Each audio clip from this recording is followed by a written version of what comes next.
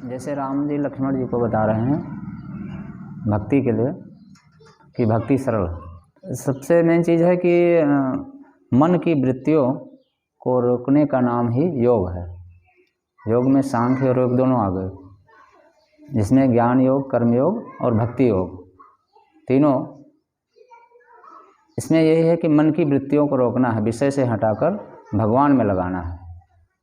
इसका मुख्य लक्ष्य यही है। जैसे पतंजलि भगवान लिखते हैं, ज्ञान निष्ठो विरक्तो अपि धर्मज्ञो विजित इंद्रिय बिना देहे अपि ना योगश मोक्षम लभते विधि। पुस्तकीय ज्ञान चाहे जितना हो जाए, पुस्तकीय ज्ञान को ज्ञान नहीं कहा गया है। जब तक हमें मान अपमान, सुख दुख, ऐश्वर्य जब तक ये प्रतीत होता है, तब तक पुस्तकीय ज्ञान से कुछ नहीं होता है। वो आत्मज्ञान की बात कर रहे हैं। इंद्रियों पर विजय पाने से कोई मन पे विजय नहीं पा सकता है। जैसे भागवत में बताया गया है 5वें स्कंद में ज्ञान के बारे में, धृता तनुरुषति में पुराणी, धृता तनुरुषति में पुराणी येने सत्वम परम पवित्रम।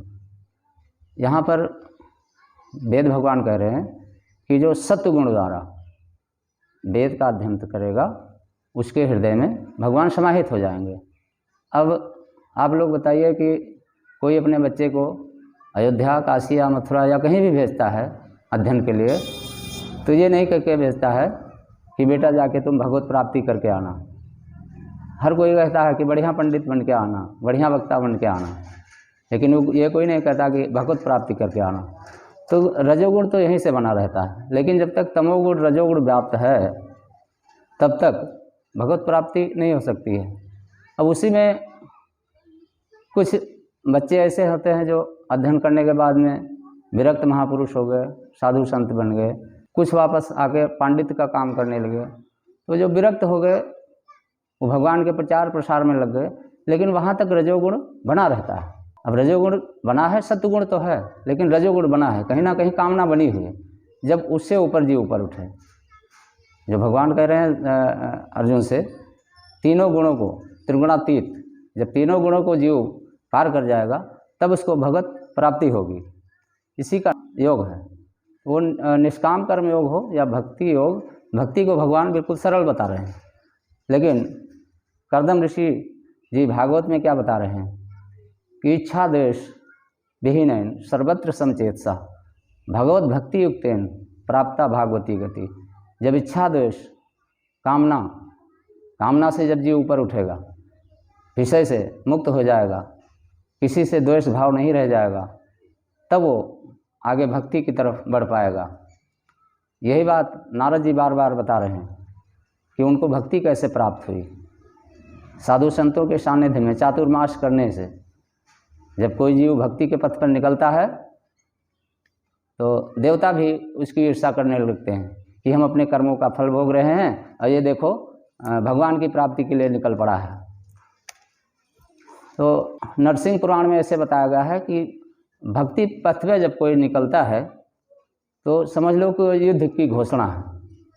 ऐसे भगवान नरसिंह पुराण में बता रहे हैं। भक्ति के लिए नारद जी बता रहे हैं, नारद भक्ति सूत्र में बता रहे हैं नारद जी कि समस्त लौकिक संबंधों का त्याग करना होगा, तभी भगवत प्राप्ति होगी।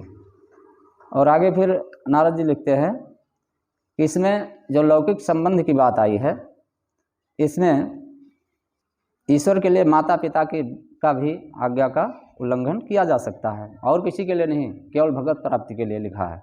जैसे भरत ने कई माता की बातों का उल्लंघन किया राम जी को पाने के लिए, राम जी को राज दिलाने के लिए। हिरण्यकश्यपु की बात प्रहलाद ने नहीं मानी, और बलि ने अपने गुरु शुक्राचार्य की बात नहीं मानी, ध्रुव ने अपनी माता का कहना नहीं माना, विभीषण ने अपने भाई रावण का कहना नहीं माना। राम जी मानस में कहते हैं कि सब मम प्रिय सब मम उपजाए, सबसे अधिक मनुज मोह भाए। अब जीव चाहे वो तमोगुणी हो, चाहे रजोगुणी हो, चाहे सत्वगुणी हो, भगवान को तो सब प्रिय है। लेकिन जीव जब तक तमोगुण, रजोगुण, सत्वगुण तक व्याप्त है, तब तक उसका मुक्त होना असंभव है, ये भगवान कहते हैं। लेकिन कलकाल में तो ऐसी दशा है जीवों की, जहाँ बार बार कह रहे हैं कि ऐसे अधम मनुज खल। अब खल किस किसको कहा? भगवान स्पष्ट कह रहे हैं कि जो भगवान का भोग ना लग सके, जो हम लोग खाते हैं, ऐसे अधम और उच्च की श्रेणी में जो पद्म पुराण में बताया गया है कि अधम कौन है, उच्च कौन है।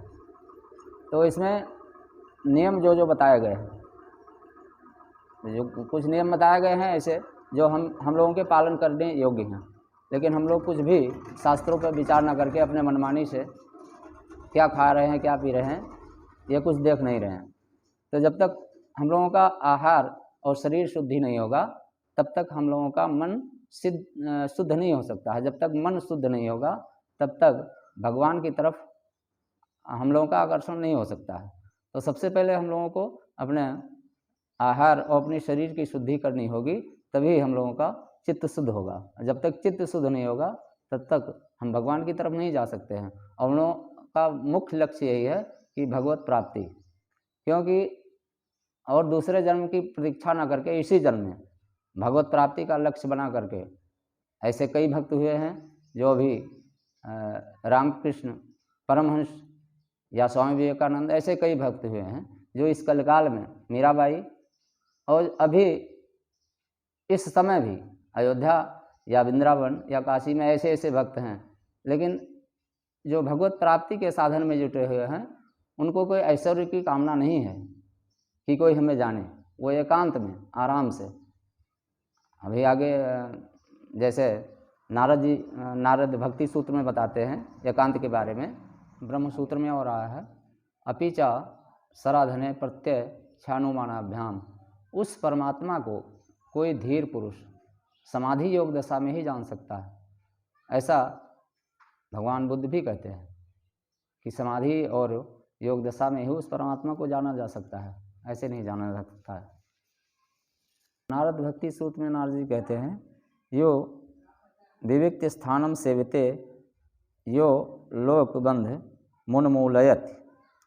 जो निर्जन स्थान में वास करते हैं, एकांत में वास करते हैं, यही ब्रह्म सूत्र में भी बताया गया है। यहाँ पे असत संग की त्याग की भी बात भगवान नारद बता रहे हैं। और असत संग किसको कहते हैं, ये भागवत में भगवान श्री कृष्ण उद्धव जी को बता रहे हैं। को कहते हैं जिसके अंदर काम, क्रोध, लोभ, शोक, मोह, अहंकार, द्वेष, इच्छा, इस सब को असत बता रहे हैं भगवान नारद यहाँ पे।